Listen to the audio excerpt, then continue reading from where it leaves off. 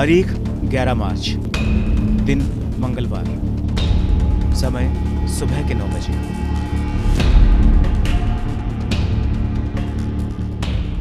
उनतालीस अब जाफर एक्सप्रेस पाकिस्तान के क्वेटा से 11 मार्च की सुबह लगभग 9 बजे खैबर पख्तूनवा के पेशावर कैंट के लिए रवाना हुई। 9 डिब्बों में तकरीबन 400 से ज्यादा मुसाफिर सवार होते हैं।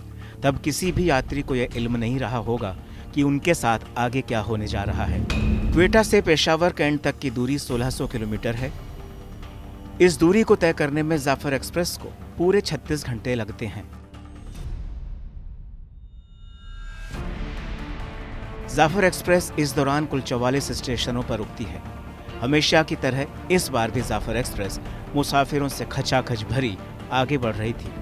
क्वेटा से रवाना होने के बाद ये ट्रेन कोलपुर, माच, अबिगम स्टेशन पार कर चुकी थी। अब अगला स्टेशन सिबी था। जाफर एक्सप्रेस बलूचिस्तान में दौड़ रही थी और उस वजह से ट्रेन में सिक्योरिटी गार्ड भी थे, क्योंकि जाफर एक्सप्रेस पर पहले भी बलूचिस्तान में हमले हो चुके थे। इस बार ट्रेन जब पहाड़ों और सुरंगों के रास्ते तय करने लगती है, तभी मशकफ टनल के आगे ट्रेन के ट्रैक पर एक जोरदार धमाका होता है। BLA यानी बलूचिस्तान लिबरेशन आर्मी रॉकेट से धमाका कर ट्रेन के ट्रैक को उड़ा देती है। धमाके की आवाज सुनते ही जाफर एक्सप्रेस का ड्राइवर इमरजेंसी ब्रेक लगाकर ट्रेन रोक देता है। ट्रेन के रुकते ही पहाड़ियों में छुपे बलूचिस्तान लिबरेशन आर्मी के लड़ाके ट्रेन पर कब्जा कर लेते हैं। बलूच के बागी बोलान क्षेत्र में पीर कुनरी और गुदलार के पहाड़ी इलाकों के पास इस सुरंग में ट्रेन को हाईजैक कर लेते हैं।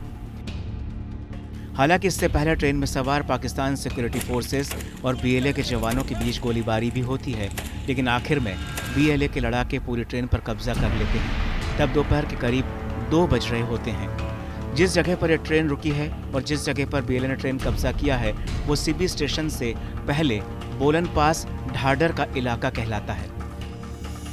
चूंकि ट्रेन टनल में ही रुक गई थी, इसलिए ट्रेन में सवार सिक्योरिटी फोर्सेस को पता भी नहीं चला कि BLA के लोग कब किधर से ट्रेन में सवार हो गए। हालांकि कब्जे के कुछ देर बाद उन्होंने ट्रेन में सवार औरतों, बच्चों और बलूचिस्तान के बुजुर्ग नागरिकों को तो छोड़ दिया, लेकिन पाक सेना के जवानों को बंधक बना लिया। आपने ट्रेनें क्यों नहीं बंद की? ट्रेनें बंद कर दे, टिकट नहीं होते। हमें पता होता कि नई गाड़ी जाएगी। मतलब असला से लेस थे लोग, उन्होंने हमला किया और इसी तरह काफ़ी नुकसान पहुंचाया। आवाम को बहुत डैमेज किया है। आवाम को जख्मी हुए लोग कुछ फौत हो गए। इस ट्रेन हाईजैक के बाद बलूच लिबरेशन आर्मी एक बयान जारी कर ऐलान करती है कि उसने जाफर एक्सप्रेस के 182 मुसाफिरों को बंधक बना लिया है, जबकि गोलीबारी में पाकिस्तान मिलिट्री के 11 लोग मारे गए और ट्रेन पर पूरी तरह से अब उसका कब्जा है। BLA अपने बयान में आगे कहता है कि बंधकों में ज्यादातर पाकिस्तानी आर्मी, पुलिस, ISI और ATF के स्टाफ हैं। इस बयान में BLA धमकी देता है कि अगर पाकिस्तानी सेना बंधकों को छुड़ाने के लिए उन पर कोई हमला करेगी तो वो सभी बंधकों को मार देंगे। BLA की धमकी से पाक सेना में कोहराम मच जाता है। पाक सेना और खुफिया एजेंसी की नाक के नीचे इतना बड़ा कांड हो गया और किसी को भनक तक नहीं लगी। वहीं मशकफ टनल में खड़ी ट्रेन में बेहद ही खौफनाक मंजर गुजरता है, क्योंकि सुरंग में रुकी हुई ट्रेन के भीतर हत्याओं का सिलसिला दौड़ रहा था। चीख पुकार के शोर में ट्रेन के डिब्बे खून से सनते जा रहे थे।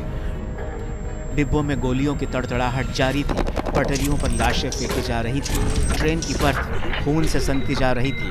हत्याओं और चीख पुकार देखकर बच्चे बिलख रहे थे, औरतें चिंगाड़ मारकर रो रही थीं। तो वहीं बलूच के विद्रोहियों से पाकिस्तान के सुरक्षा गार्ड और सेना के अफसर जान की भीख मांग रहे थे। वो मंजर इतना खौफनाक था कि जो लोग किसी तरह वहाँ से जिंदा बचे, उनकी कहानी सुनकर दिल दहल जाता है। 20 मिनट का सफ़र आया था सिबी का। उधर जाते हुए अचानक ही ब्लास्ट हुआ नीचे, तो ट्रेन पटरी से उतर गई।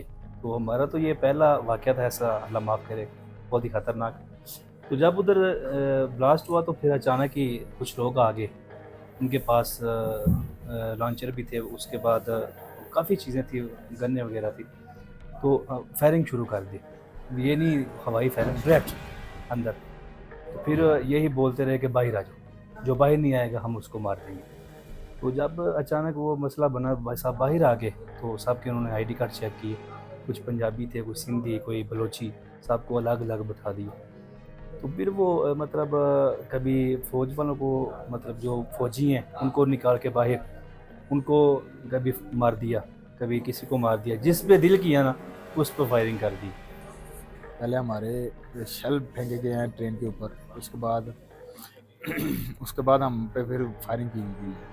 फायरिंग तकरीबन तीन घंटे चलती रही है, ठीक है। उसके बाद उन्होंने हमें निकाला है अंदर, ट्रेन से उतारा है, उनको बोला है कि अलग अलग हो जाओ, इस तरह की पंजाबी, बलोची, पठान, ये सब अलग अलग हो जाए। के 2 स्टेंट भी डले हुए हैं ऑलरेडी, और वो हार्ट पेशेंट है, वो टैबलेट ना खाएं तो वो उनकी तबीयत खराब हो जाती है।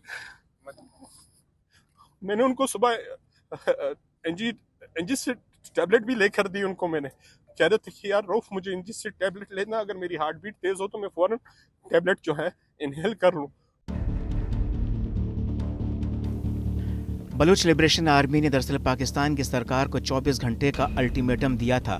बीएलए ने कहा था कि पाकिस्तानी जेल में बंद बलूचिस्तान की आज़ादी की लड़ाई के राजनीतिक कैदियों और लापता लोगों को तुरंत रिहा किया जाए, वरना एक एक कर वो पाकिस्तानी यात्रियों की हत्या करते चले जाएंगे। लेकिन पाकिस्तानी सरकार और पाक सेना मुगालते में जीती रही। उसने बीएलए की धमकी को हल्के में ले लिया और इसके बाद शुरू कर दिया रेस्क्यू ऑपरेशन, जिसके बाद दोनों तरफ से जमकर गोलियां चली। पाकिस्तानी सेना को बलूच विद्रोहियों ने खदेड़ दिया। बलूच लिबरेशन आर्मी का दावा है कि पाकिस्तानी सेना ने 16 बार हमला किया और हर बार पाकिस्तानी सेना को मुंह की खानी पड़ी। लेकिन इसके बाद फिर ट्रेन में 30 घंटे तक कत्लेआम चलता रहा। बीएलए एक एक कर चुन चुनकर पाकिस्तानी सेना के जवानों को मारता चला गया। हालांकि बीएलए ने इस हत्याकांड से पहले ट्रेन में सवार महिलाओं और बच्चों को सकुशल जाने दिया, क्योंकि उसके टारगेट पर सिर्फ पाक सेना के जवान थे। आप क्या क्या ढूंढने मेरे बच्चे ला दो हमें।